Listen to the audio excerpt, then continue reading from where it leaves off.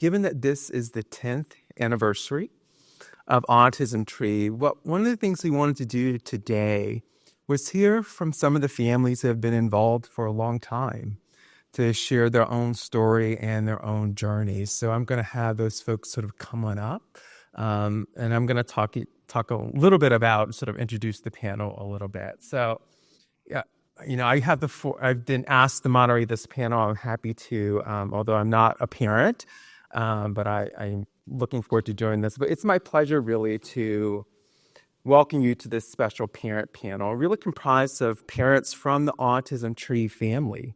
And today we have the privilege of hearing from really an incredible group of parents who are going to share their personal journeys raising a child or children with autism. I think the last panel reminded us of the intersectionality. Autistic and neurodiverse parents also exist. So hearing their perspectives is also important. But these parents are here today just really to share their stories, stories that are personal, I think challenging, but always, I think, filled, in talking to them before, filled with hope, filled with love, and filled with commitment. And so we're grateful for their willingness to be vulnerable, open, honest, and joyous about their past. And we hope that their stories really will foster a deep sense of connection, will inspire others on their own journeys, and remind us all why the work we do matters and why the science should always remain connected to people with lived experience. So please join me in welcoming our panelists today.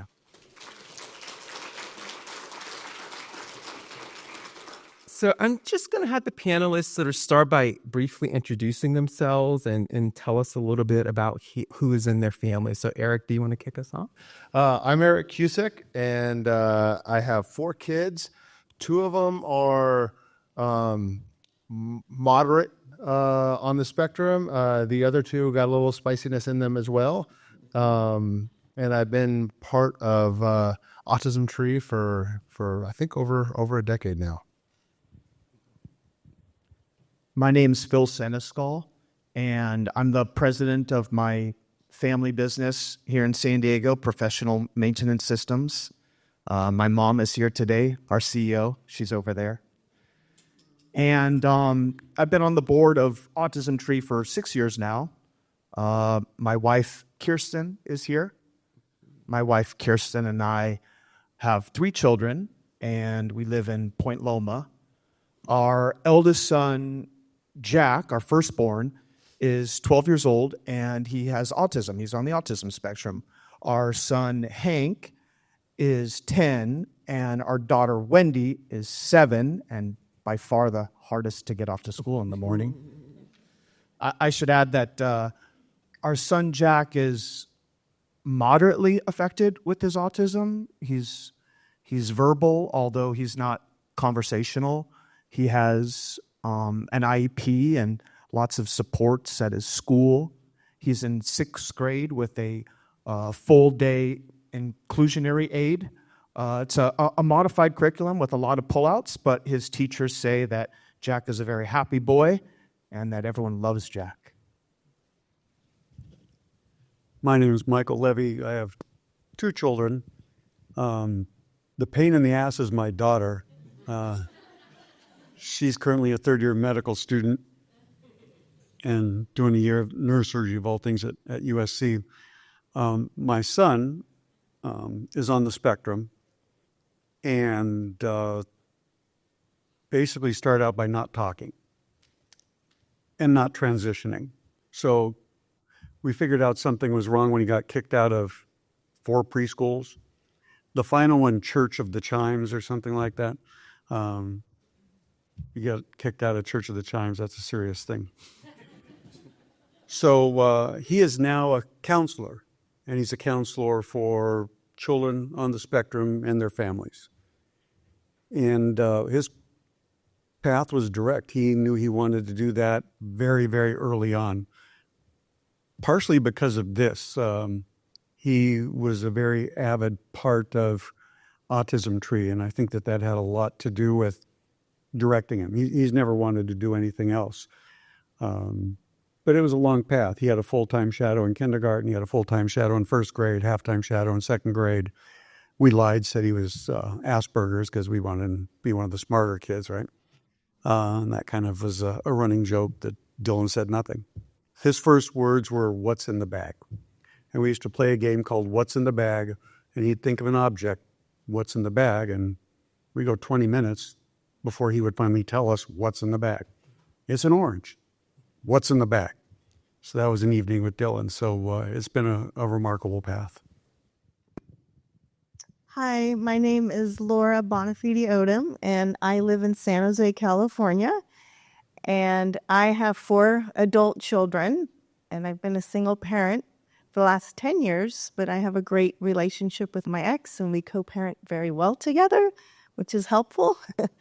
My oldest is Samantha, and she's 23, and she's currently a nurse, and she just moved out 3 months ago. So 1 off the books. Yay. Just kidding, Sam. I love you.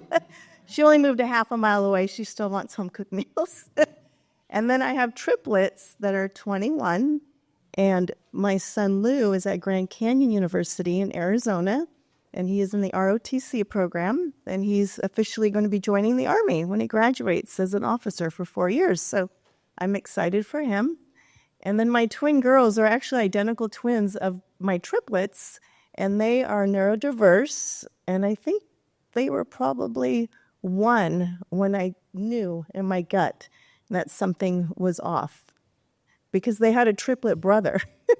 So I kind of had a good guide.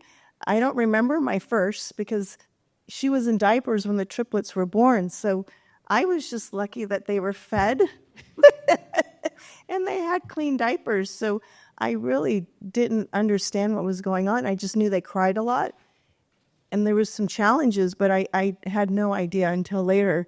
Dana, I've known her forever. We've been childhood friends. So I learned early on that there was definitely something going on with the girls. But it's been an adventure.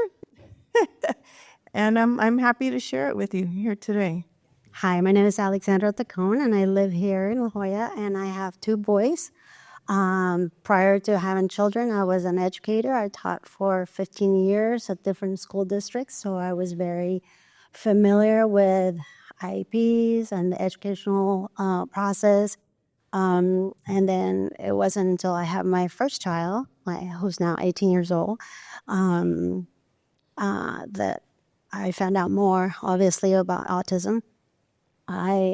He was diagnosed with PDD and OS at the age of 2.5, and it's like everybody else here.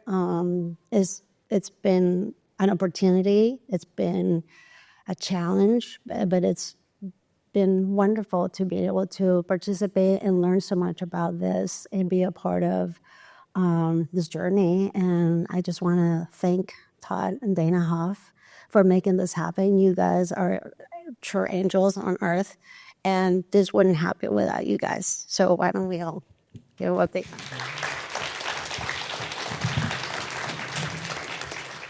I'm going to start by going off script a little bit. Tell us something you want us. Michael shared a little bit about his son. He's now a counselor. Tell us something you want us to know about your children. Maybe share a story, anecdote that helps us understand who they are and their personalities a little bit more. So There's so many stories because Dylan has changed so significantly every year of his life. Probably the funniest story is there's nothing athletic about Dylan other than he was a great flapper. He went to Cathedral High School, which is a pretty athlete-oriented school, I would say, with my daughter. My daughter was much more of an athlete. I'm not sure if it was being on the spectrum, that he just was gifted at running, but he could run and he didn't care. He didn't care if it was uphill, downhill. He just ran. So he excelled in running to the point that every year in the yearbook, there's like a full page of Dylan running. And was also different in that if his teammates were behind him, he would slow down always and let them pass him before he finished because he never wanted to beat or embarrass one of his teammates. And his life was easy in high school. I was always worried about bullying and, is he different? Is he going to be treated differently? And I think he had the easiest 4 years of high school imaginable. The empathy, slowing down for teammates. Well, a little bit about our oldest who taught us about autism. I actually figured it out 17 months. I was exercising. I Googled, why is he not looking at me? Why is he not talking? And autism came up. I had no idea what it was. I Googled that next and didn't understand what it said. But then I saw the movies like Rain Man and Forrest Gump and that sort of stuff. And I'm like, oh, that's what we're about to deal with. And so we went through a big grieving process through that. But before that, first-time parent, I thought I'd be a great parent. I write down, this is all the stuff I want for you. I want you to be happy and healthy and successful. But I had a vision of that. And with the autism diagnosis, that totally changed. But then now that he's 15 years old, he's happy, he's healthy, he's different than I would have imagined. But the school he goes to, LCC, he's got a one-on-one aide. They do a great job. They have something called the Stampede Squad that is wonderful for the kids that need a little bit of help. They go to the football games. They get to sit up front. They get to go onto the field on the second quarter of the game. And socially, he's finally at 15, like opening up. And to see that he's socially opening up, it's been wonderful. So I would have never guessed that what I wrote 15 years ago applies in a different way now, but it was quite a journey, and I'm still pretty sure I'm not done yet. I wanted to tell a quick funny story. It's hard to explain autism to many people because it's A to Z. I mean, every child is so different. They have strengths, they have weaknesses, but so do all of we. So I just love them so much. I have such a big heart for all people with different abilities because they've taught me that. But one thing that, people say having autism, a lot of these peeps are very literal, So I told the group the other day, I said, the funniest story I have about my girls is, we went to a pet store. They love animals, first of all. We didn't have any in our home because I already had a lot on my plate. That last thing I needed was animals in the house, but we ended up getting fish. I'm like, that's safe, they don't run around or anything. But needless to say, I don't know how to take care of any animals, and they died within the first day. So we had 5 little fish, and they all died. So my girls were so upset, and my oldest had such a big heart. She goes, well, why don't we bury them? In the backyard, we made little rocks. We named each one, and we did a whole prayer, and everything was great. So a couple of months later, we're walking down the neighborhood, one of my dear friends, and we go to her house with my girls, and we look down, and one of my girls notices her son's name on a rock out in front of her house. And her whole look changed, and she just said, oh my God, did Trevor die? And she looked at me, and she knows my girls have autism, and she smiled and said, yep, and we buried him right there in the front yard.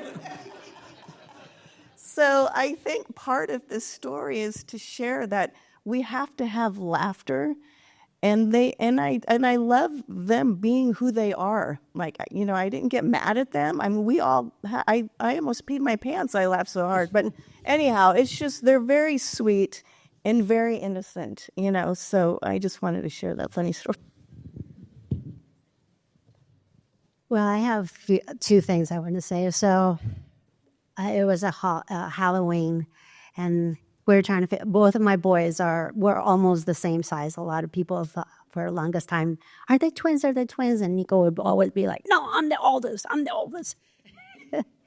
And I remember when Halloween trying to figure out, what are we going to be? What are we going to be? And my youngest wanted to be Batman. And he's like, no, I'm going to be Batman. You have to be Robin. And that's always been the case with him. You know, when I saw the picture of Dustin Hoffman, and he was like, I'm not going to be Dustin Hoffman. I'm going to be Tom Cruise. And that's kind of the person that he is, and I love that about him. Just such a wonderful thing. And the last one, he was about maybe 4 years old, and something happened with, he also got kicked out of preschool, but something happened with his teacher. Teacher didn't like what he said, and he was really into the movie Cars. He loves cars of all kinds. And he watched that movie, and he looks at her and goes, I'm so not taking you to dinner.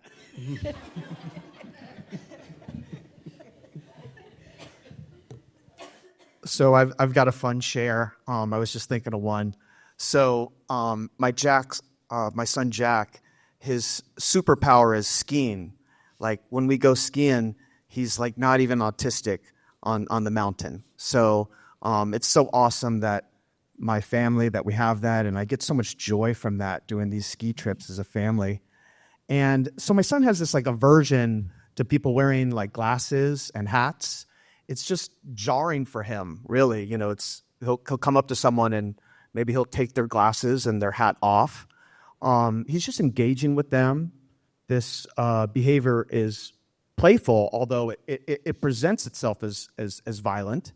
So he tends to do this to the biggest, scariest guys in the room.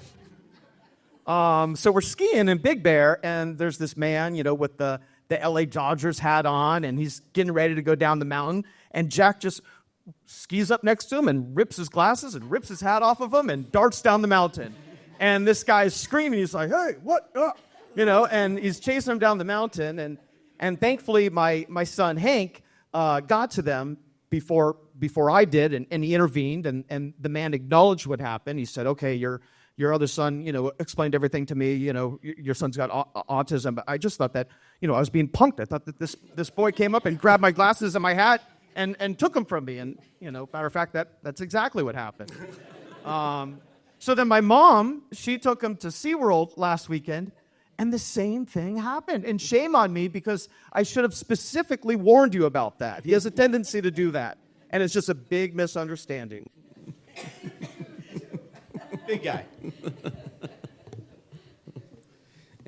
But he was able to ski off with those hat and glasses there. He beat him down the mountain. He's quit.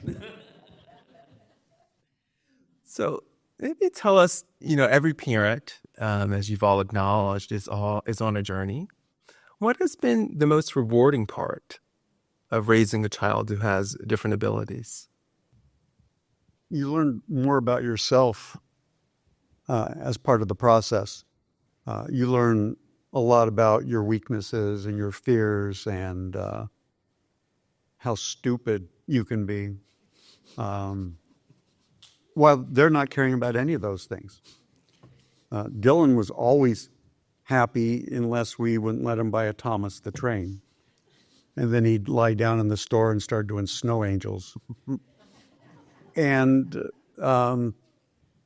we were the ones stressed out. He was just tantruming because he knew it would get him Carl Louis or whatever one that he wasn't getting that day. But from the apprehension of the diagnosis, from the fear that he's not going to achieve the things that you pretend that you thought he was going to achieve, which is just nonsensical, it teaches you to slow down. It teaches you to appreciate every day because he appreciates every day. And it I think, made me a much different person. I was used to a very different life. But I think the positive thing is the impact these children can make on the people that raise them and the people that think that they know everything about life and raising kids. And it turns out there's no recipe, there's no absolute plan. The most important thing is just being a parent, being there, being part of their lives always. And that has worked for me. All I ever wanted to be was a dad. So having Jack, is a reward in itself. Having a son with autism, raising a family with autism, has shown me compassion. I'm just a lot more compassionate to anyone and everyone, all walks of life. I'm more compassionate towards my family, my friends, my coworkers, myself. I just choose to believe that I'm on this journey. This journey that we're on together is, just making us better people because of it. And I want to just kind of add to what Dr. Levy was saying. My son's so happy. He's such a joyous person. It makes me happy to see how happy he is. His happiness is, an inspiration for me to be a happier person. He's so happy just playing games and watching shows on his iPad.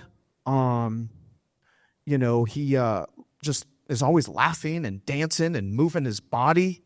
And, he's happy. He's not dumb. I'm not saying he's dumb happy. He's there. He's not unaware, yet seemingly unencumbered by unhappy thoughts or social conformities. Again, by no means am I, making an assessment about his cognitive ability. Just rather an observation that, Jack marches to the beat of his own drum. What if we could all do that? What if, I wonder if I could do that. I have to piggyback on that because I often say that my girls live life through rose-colored glasses. And I think if we all just did a little bit of that, we'd be a happier world and have more peace in our life. And they're just so darn cute. I mean, they're 21 now, and I'll be out with my friend. I can leave them at home, thank God. They have each other. They're each other's best friends, which I love. That's why God blessed me with not only 4 kids, but 2 with autism. And I'll be out with a girlfriend, and it'll be like 8 o'clock at night after dinner. And I said, listen, speaker, Mom, yes, can we have dessert? And then I'm like, yes, she can. And I hang up the phone. And I go, can't they just grab dessert on their own? And I said, what's crazy is they don't, because they're so sweet and they follow the rules. But that's what I love about them is they're just so innocent at 21. I'm like, just sneak it once in a while. Don't tell me. But they don't.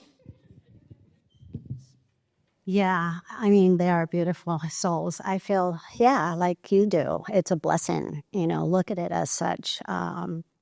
To have such beautiful souls with us, there's so much to learn, right? Seeing all the things that sometimes as parents we're fearful, right, of what the unknown, what we don't know. Are they going to be okay? Are they going to be accepted? Are they going to be able to do this, that, the other? And like somebody said here earlier, high expectations, high hopes, never lose faith. He might not do this yet with you, but he will. Just being able to see my son, graduate from high school, going to college, driving, the sky's the limit, and just to have them be so transparent and so honest, and it's a blessing. It really is. I couldn't agree more with everything you said. I'm gonna say plus 4 to that. But one added difference for me, or additional thing, was the community that's there to help and support. I had no idea it existed. It's all these caring people, from the OTs, the PTs, the speech, the behavioral therapists, the BCBAs, the schools, the counselors, the teachers. There's such a available amount of support. Maybe it's where we live, but I think seeing that all the people that are coming to help our family has been amazing. On a typical night, because everyone's getting therapy, there's 9 people in our house until 6:30 at night. It's great to see all the help available. So, how has your perspective on autism changed over time, from the time of your child's diagnosis until now? Phil, do you want to start? Yeah, so I coped with I've coped with my son's autism diagnosis in stages. You know, I really grappled with it towards the beginning, but the first stage, the first phase, was denial. I just didn't want to accept autism as my new reality. I didn't know what autism was, although, you know, I understood it was being overdiagnosed. I thought they're just pigeonholing the kid. And then the second phase was just anger. I was really angry there for a while. I was angry that my mother-in-law said he was autistic. I was angry at the system. I was angry at the caretakers and the teachers that were just trying to help my son. I thought it was their job to fix it, and they just needed to do their job. And, you know, finally, thankfully, luckily, I just reached this kind of phase of embrace. You know, I totally embrace autism now. I celebrate Jack. We all do. We celebrate Jack, you know, every day. And I'm just thankful. I'm thankful for this community. I'm thankful for, you know, the teachers and the caretakers that do so much to support Jack. I'm thankful for organizations like Autism Tree. I'm thankful that the path I followed has led me here. Thank you, Phil. Michael? Yeah, it was similar. Being in the medical field, trying to get a diagnosis for my son at my own hospital was impossible. We took out his tonsils because they were certain that was the problem. I put him through an unnecessary surgery, but you know, that seemed like a better thing than autism. I had to go to UCLA, where I got the diagnosis, and then you're destroyed. Oh, my child has cancer. You know, it's such a stupid approach to things, but there's no textbook.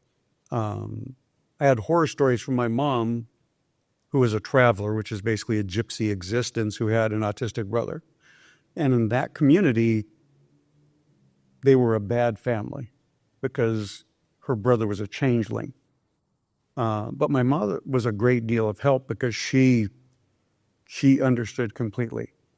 And she grew up with it and was a significant help because at that time I couldn't find any help. I didn't know how to find help. Nobody understood because I didn't know other people with kids on the spectrum. And it was a learning process, and yeah, absolute distress and terror with the diagnosis, and then coming to a point of just lucidity and happiness because they're your child and they enjoy their life and you enjoy them and they enjoy you. And just really is an absolutely positive thing. I was always worried about, will Dylan be autonomous? Dylan's not autonomous at this point, and that's because he doesn't want to be autonomous. He saves his money living at home. He gets free meals, doesn't have to make his bed. So I'm looking forward to Dylan being autonomous. But Dylan's happy. But I think part of what both of you are highlighting, though, is just the societal issues that come with the diagnosis too, right? That's part of what's being grappled with is how will others treat your child, right? It's not just your perception. And that's kind of what's sort of wrapped up in the diagnostic process too. The societal pressure that we feel comes with the label that we know families are also having to grapple with at the same time. And so we have to recognize how we as a society, how we talk about, how we embrace autism or disability has a real impact on families. And if we talk about it as a strength and just a difference, that's a very different perspective than how we used to write about and talk about autism when we diagnosed it. So our shift in how we talk about it really sets the tone for how families think about it and how soon they're able to embrace it and understand it as a difference, right? So I want us all to shift our perspective and how we're communicating and talking about autism too. what's one piece of advice you wish you had received when your child was first diagnosed? Alexandra, do you want to start? I wish somebody would tell me, Mom, breathe, let go of those fears. He's going to be okay.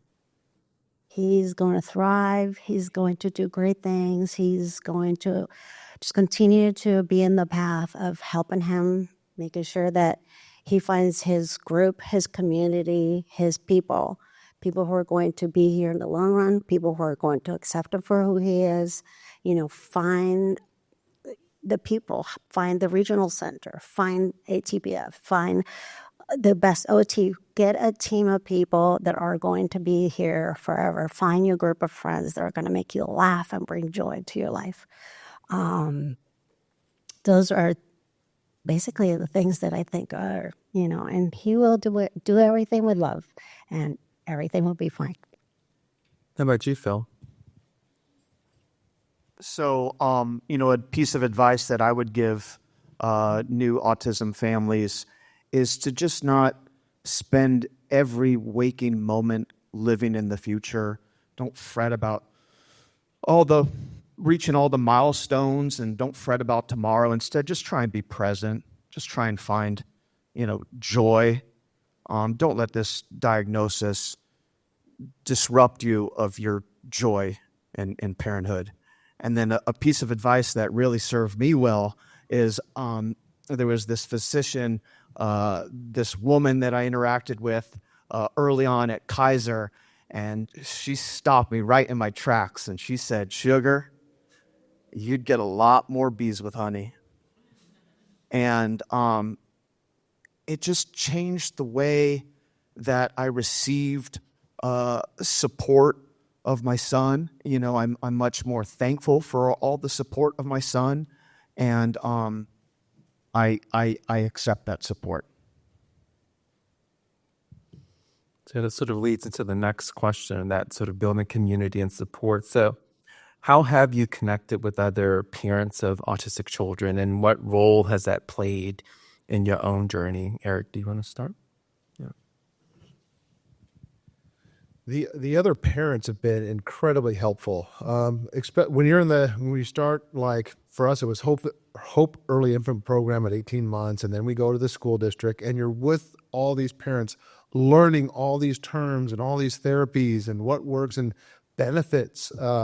Gosh, I owed a ton to the person who told us about IHSS, which really helps out, and learning about respite. So I think for us early on, we were on a joint discovery of what help is out there. How do we deal with this? How do we cope with it? And then some of our kids become friends, and that's a little bit of a social network that occurs. And now I sit on the sideline of a football game and talk to other parents while our kids are being kids. And so that it's a network of people that understand what you're going through. Laura? My biggest piece of advice is to accept help and ask for help. I know I'm Greek and Italian. I'm a little bit stubborn and thought I could do it all on my own, which there was no way. My mother was in heaven when all my kids were born, so I really didn't have support. So my aunt did come stay with me, and she was so sweet. But we tried everything under the sun, gluten-free, casein-free diets, which, that's a lot when you have 4 kids. Just going to a birthday party, I would make cupcakes that were gluten-free, or I'd have to make their pizzas. I mean, that's just a lot more effort just to try to get them to fit in and to be able to attend, parties and all that. But one thing I can say, and, I love Autism Tree, and Dana's one of my dearest and best friends. But aside from that, just the help from the community. When I was trying to get services through the school district, it was very difficult. It was very adversarial. I had to hire advocates to help get my children an education, which is sad. They didn't choose to be this way, and I didn't either, but it's a blessing, right? It's a blessing that I have these beautiful children. But one thing Dana had, even though I live in San Jose, there was one lady, her name was Barbara, and She says, you should talk to this parent. She's really smart, and she's done a lot for her child with autism. So I called her up, and it was so interesting because I was doing my IEP meetings with the school, and I went from having an hour and a half of services that they wanted to provide for each of my girls, because it's 2 separate IEPs, 2 separate everything. I mean, it was my whole life. I had to quit my job. I sold real estate. I gave up my career. I mean, I didn't give up anything because it was well worth it. But I went from an hour and a half of services to 19 hours a week for each girl, just from communicating and networking with this one parent. And she literally sat me down and said, Laura, you got to do this. You got to do this. You should go to regional center, get services over here. So please, if anybody knows anybody that's going through this, don't reinvent the wheel. Reach out. I will go to coffee with a stranger if I find out they have a child with autism. I'm like, pick my brain. Like, I don't want you to go through what I went through because it's not necessary. So thank you. Thank you to Autism Tree. I mean, I love this organization, and I love all these people sitting up here because I learn things from them every single day. So thank you. A quick plug for Autism Tree. There is a now 2 or 3 years into it, Navigating Neurodiversity, which for young parents that come on board, it's to match up with an advocate or someone that can look at your IEP or point you in the right direction for benefits or services with regional center or wherever it might be. I just want to add that, we have this whole community here, so you're not alone. And there's just so much help out there. There's so much support, and I'm so thankful for all the support. I just see it differently now.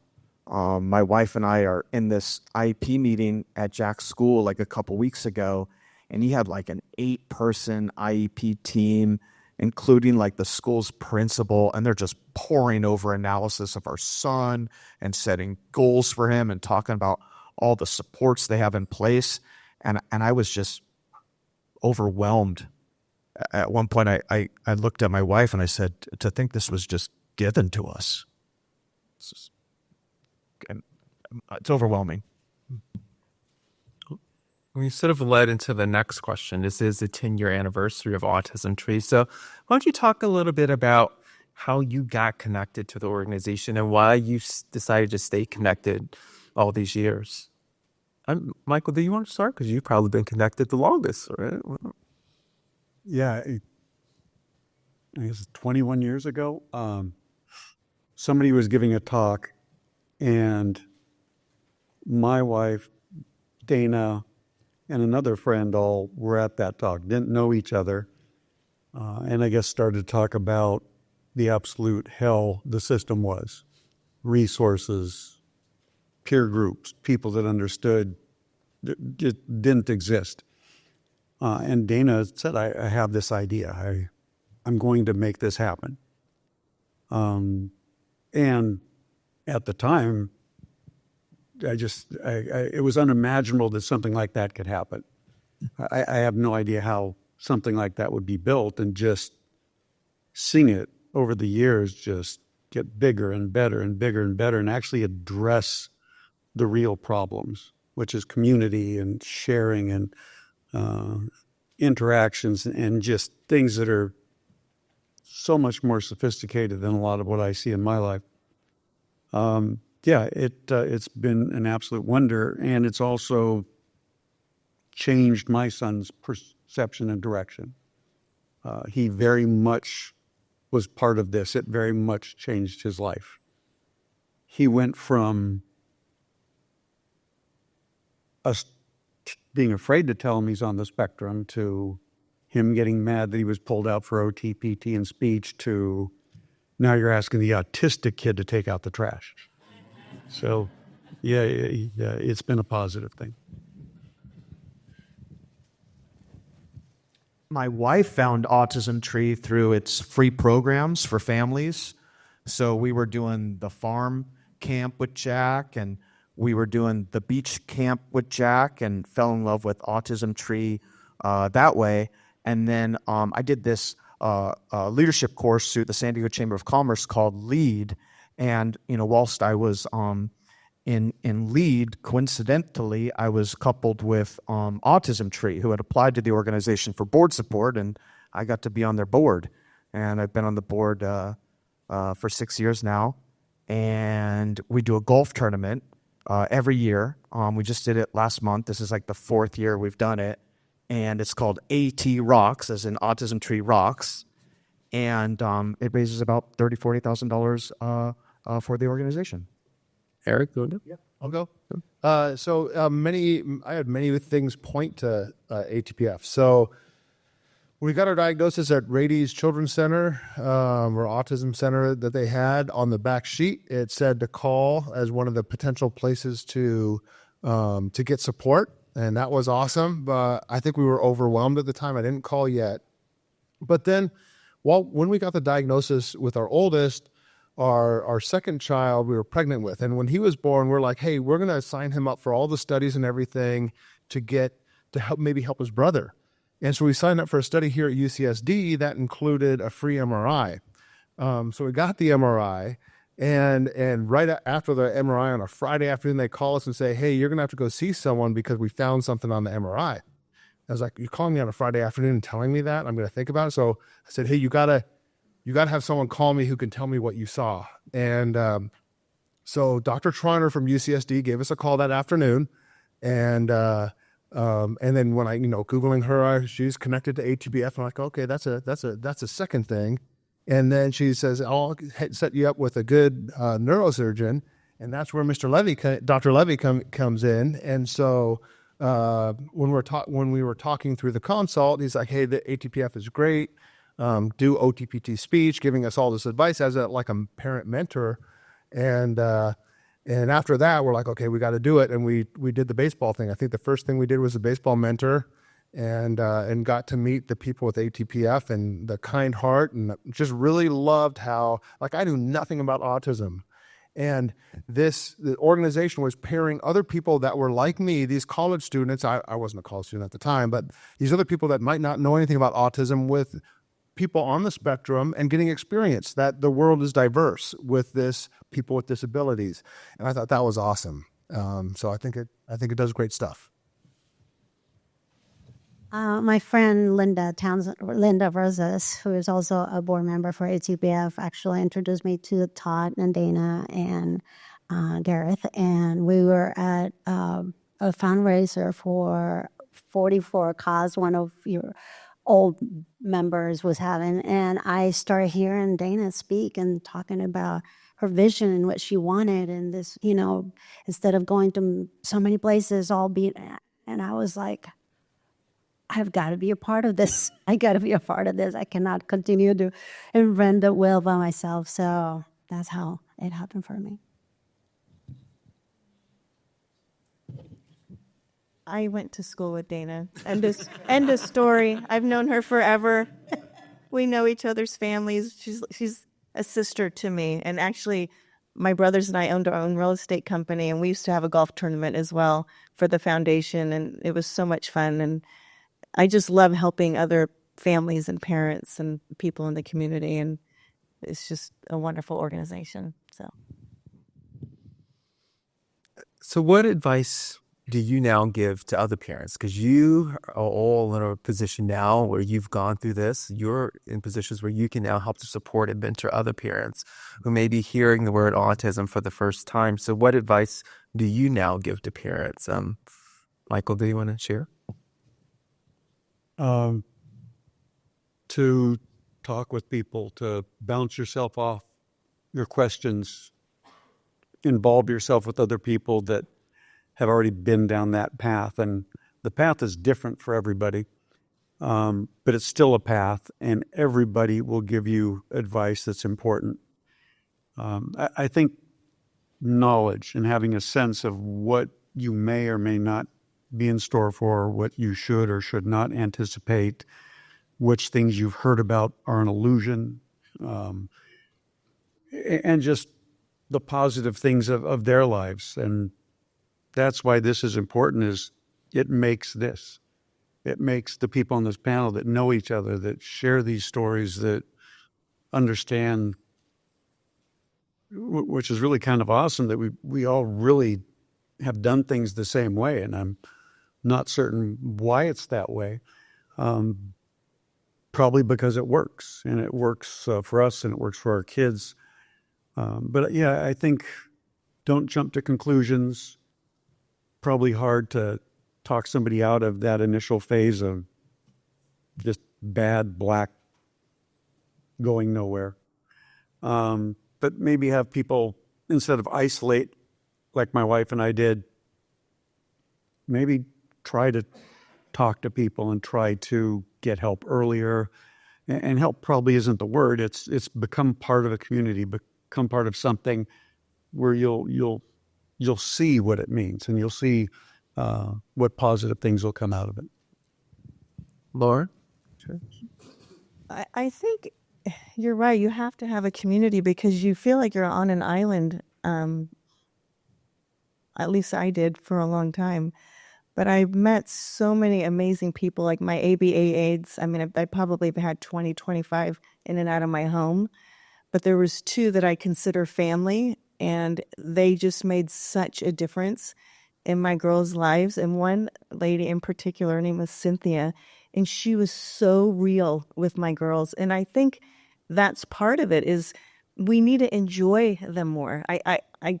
Because we see all these other kids getting A's and doing this and playing sports, and really you can't compare your children to these other people. Like, there was somebody talking up here earlier about, I think it was the first doctor, and she said, "Oh, your daughter got a C on a test, big deal, like come into my house for one night." It's like, I wish I had your problems. But in the end, I being around people that are more relatable, have been through this path, is extremely helpful.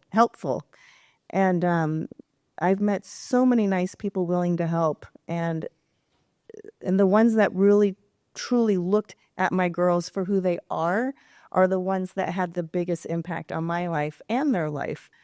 And you know what? Let them be who they are. I feel like we're trying to put a square peg in a round hole sometimes. And everybody is different, and let them live their life and be happy. And they are. They're extremely happy girls. And I'm trying to embrace that more, is to just let them be happy. Like, they don't have to get a job 8 to 5. My girls don't drive. I pray they will someday. But, if they don't, thank God for Uber, or self-driving cars. It's all going to figure itself out. So we can open it up for questions. I'm just going to end by, is there anything else you like to share, really?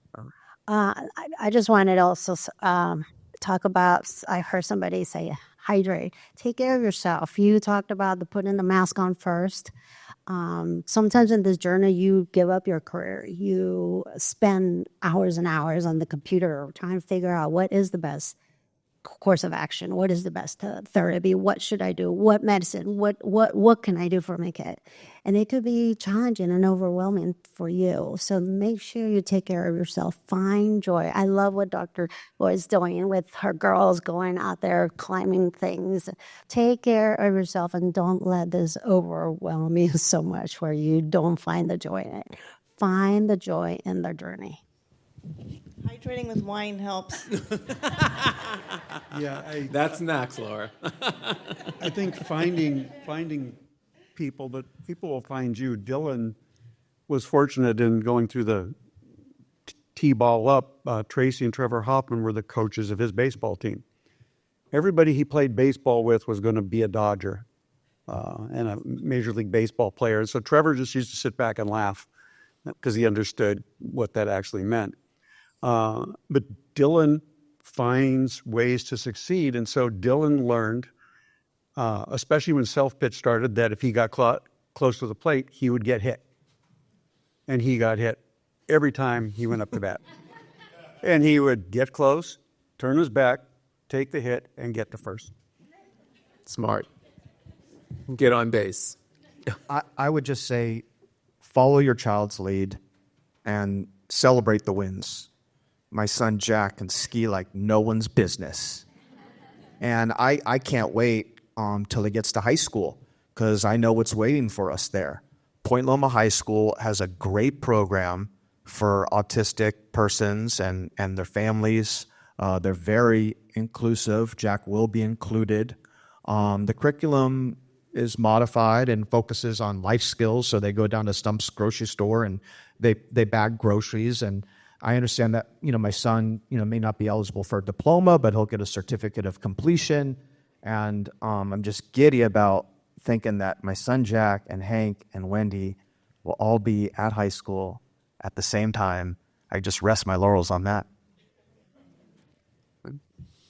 Well, thank you to the parents for sharing your story.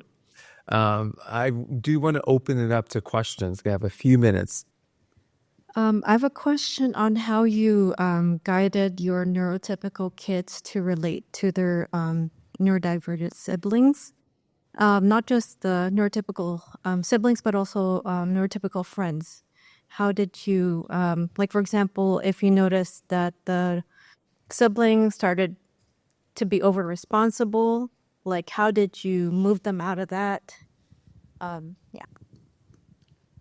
Yeah, my daughter was a godsend because she taught Dylan to interact. We were in Hawaii one time, and a friend from school came up and, "Hey, Dylan, how are you doing?" And Dylan, "Oh, there's a whale. Oh, no, the whale's..." And just on a tangent. So Danielle would sit with Dylan for hours and say, "Hi, how are you doing?" And keep on going until he said what was culturally appropriate. "Well, I'm doing fine. How are you?" But just those interactions, she was always interacting with him, always doing everything she could to try to make it so he would flourish. So she was extraordinarily positive. He had good friends. He still has the same friends. I don't know whether things are different with the sophistication and level of understanding that kids have now, but he just never had issues, and all of his friends are still his friends, and it's always been a very positive thing, but he was lucky. I wanted to say one quick thing. My oldest daughter is now a nurse, and I feel having triplet siblings, but two with autism, has paved the way for her to go that route. When they were in elementary school, I had four. They were only 2 years apart, so they were all in school together. And one of the girls was on the ground screaming, having a tantrum. And my daughter, who's only 2 years older than the triplets, looked over at me and says, "Mom, go to the car. I will handle this." And I just kind of, because it was embarrassing. Right in front of the office, she was screaming, out of control. And I just was having a rough day. And she looked at me and I just said, "Okay." Walked to the car with the other two. And next thing I know, she has her on her piggyback, coming up to the car, gets in the car, and then I see this woman knocking on my window, and I go, "Here we go, it's a Karen. I'm sorry if any of your names are Karen." But I'm like, she's going to yell at me, and I look over at her, and she just said, "You know what? I have never, ever experienced anything like that in my life." She says, "That is a special child right there." So I really feel that the siblings, the neurotypical siblings, are becoming better people because of their siblings' disability. I believe that. Here.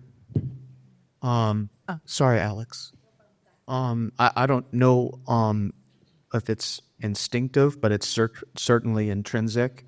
Hank and Wendy just include their older brother, and their friends include them, and everyone just rallies in support of Jack. My wife is the PTA president for our school, and during April, the month of Autism Awareness Month, at the early morning assembly, she gave a speech just creating awareness around autism for all of Jack's friends and parents and faculty at the school.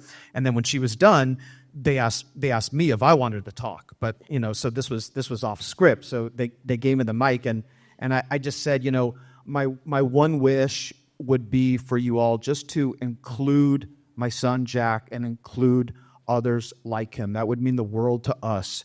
If you see us, at the beach, just say hi to Jack. If you see him, walking to class, just give him a big high five. I was like, you guys do that, you'll be as cool as me. And then I said, okay, how about this? If you guys do that, I'll come back here with my skateboard and I'll jump over your principal. And after that, like, my wife was like, what the hell was that? And the principal was like, you did not have my consent to offer that. And then, weeks went by and months went by, and the kids are all like, well, is that man ever coming back to jump over you with the skateboard? So, during the last assembly before school ended, they invited me back, and I jumped over Principal Maria Fowler on my skateboard. It's on my LinkedIn. And I swear to God, I mean, wherever we go, people are just always saying hi to Jack, and we're blessed. Yeah, for me, I have 2 boys, and my youngest is neurotypical. And we call him Talking Rock. His name is Rocco, and he likes to talk. I feel like he was the first therapist he ever had. But they were really into the whole the Avengers and the superheroes, and I just explained it to him, early on when he could understand, your brother has got, a superpower, many of us don't have. And I made it very positive, and Rocco was a little bit kind of jealous, like, wait, what's my superpower? I'm like, you'll figure yours out later. This isn't about you right now. But it was that. And I feel like in the classroom as teachers, just find that teacher, like the ones we saw earlier. To them is, I don't know if they're still here, but Miss Fantorini and Miss Pachuca, those women that just will sit there and love on your baby, and if they feel like it's one of their own, right? And they will make sure and establish that there will be none of that happening in their classroom, that this child is here and being loved, and everybody's going to accept them and love them as well. So I think that's really important that you establish that with.